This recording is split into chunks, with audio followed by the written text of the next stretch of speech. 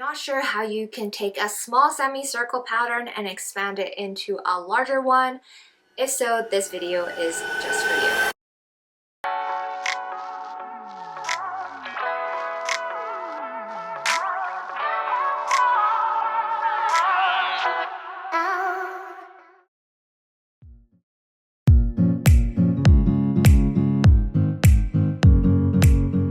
It's Nicole here from BOCHIKNOT Macrame, and in this video I'm going to be addressing the question on how you can take a smaller semicircle pattern and expand it into a much larger one, and what the cord lengths are when doing that. So I'll be walking you through two different ways on how you can go about this, so make sure you watch all the way through to see if any of these will work for you and your project. And with that said, let's jump right in. You have some cords mounted onto a dowel, the semicircle effect. We start by making some double half-inch knots and then adding cords throughout partway through to make it wider and wider. So I'm going to quickly sketch here what a semicircle pattern looks like. So you have several rows of double half-inch knots, and some of those are just reverse lark's head knots that we've added because as you make the double half-inch knots with the vertical cords above, you get a wider row, and so you do have to fill in the gaps with new cords. So I think by 6 to 9 inches, I hope that means 6 to 9 inches in length. So there are two ways to go about calculating cord lengths for a much larger semicircle pattern. So say you want to go from 6 inch to, it's not really to scale, so don't follow this. So say you go from 6 inches to 20 inches. So there's two ways you can go about calculating the cord lengths. So say 6 inches, you start with cord lengths at 200 centimeters long. So let's just say this is just an example. This is not actually what it would be, I don't think.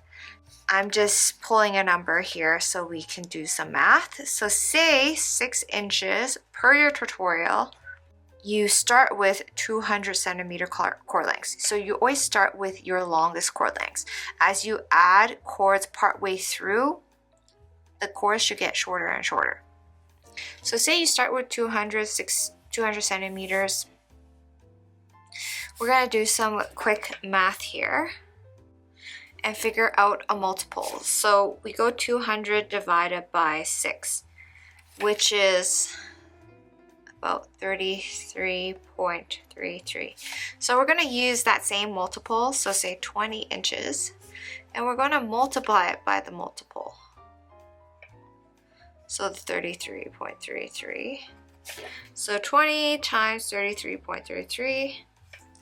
So to make a 20-inch one, you would need 33.33 times more cord, which gives you about 666.6 centimeters. I would round that probably up to, if you want to round up to give it a lot more, you can round it to 700, but I think you can just round it to, I'd say 680 centimeters. So this is one way. So you now have your cord lengths that you start with. So how many total cords you need, that question you can't really figure out until you make it. You can figure out how many cords you want to start with.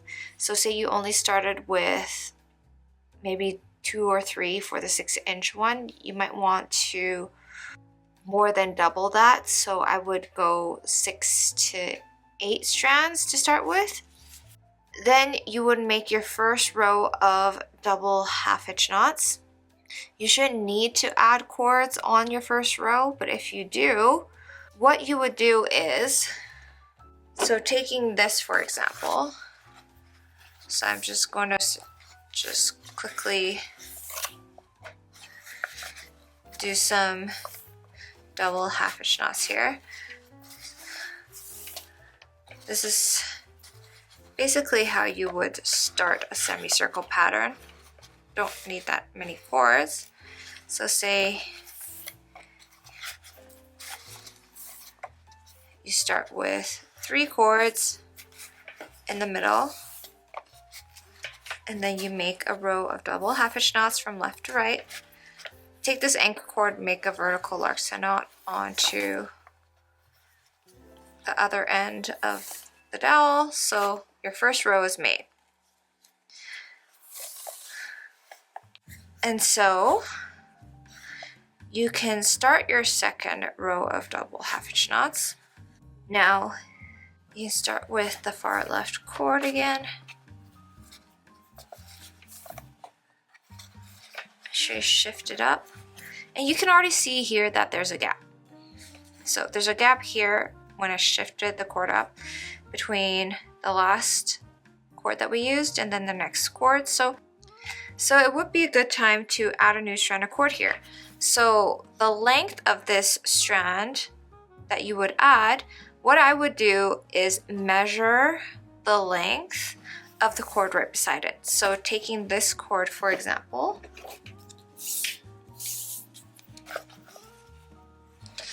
what I would do is measure that length.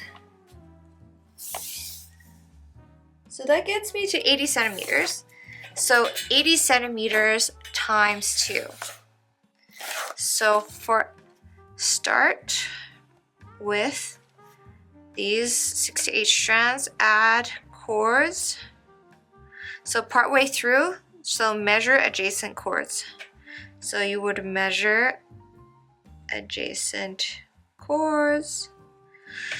So say you measure the length to 80 centimeters. Because you have to fold it over and attach it here with a reverse larkspur knot, you'd multiply it by 2. So the cord length that you would add is 160 centimeters.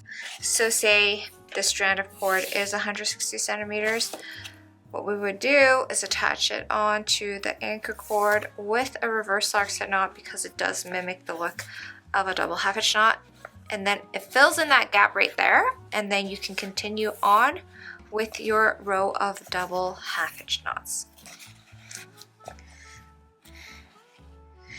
So I guess you would always start small and you continue expanding it by adding cords with the rows you make underneath. So I actually wouldn't start with 6 to 8 strands because it would be fairly wide. So say you did start with like 1, 2, 3, 4. 1, 2, 3, 4, 5, 6. So this is like 6 strands. To get from left to right, it would be hard to have a curved pattern with so many vertical cords. So I would recommend starting small. So if you started off this pattern with 3 or 4 cords, I would also start with 3 or 4. And then using the cord lengths that you had calculated, start off your pattern, then continue adding cords here off to the sides, and then continuing with the rows of double half-inch knots. Now the lengths that you would add to the sides for the larkspur knots, you would also measure the adjacent cords and times that by 2. Now this is one way, is using an already made pattern. So using existing tutorial to calculate the cord lengths. Another way is just the traditional way of using what I call the golden ratio. So with double half-inch knots, if you want a 20-inch pattern of double half-inch knots, usually I would use the ratio of 4.5 multiple. So I would multiply it by 4.5, so that's 90 inches, and then times 2, because we're folding the cords in half. So you would use 180 inches. So 180 inches in centimeters, I like to see how it is in centimeters, is about 460 centimeters. So those would be the cord lengths you would start with for a 20-inch semicircle pattern. So starting off with 3 or 4 cords, that's what I would do, and then continue measuring adjacent cords for cords that you would add on to the sides or partway through the rows of the double half-hitch knots.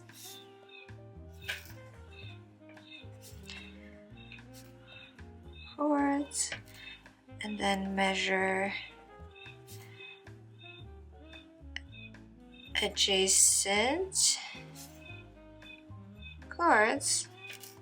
So add-ons, you would measure adjacent cords. And that is how you would figure out cord lengths for a semicircle pattern. And that's a wrap with our video on how you can expand a semicircle pattern into a much larger one. The methods that I shared in this video can be applied across multiple macrame projects, basically almost all macrame projects, and not just semicircle patterns. Yes, semicircle patterns are unique in that they are uniquely shaped, but the methods in which you measure cord lengths is exactly the same. If you guys have any follow-up questions with this video tutorial, let me know in the comment section below. I'd love to hear from you guys. And as always, thank you guys for watching, and I'll see you guys next time.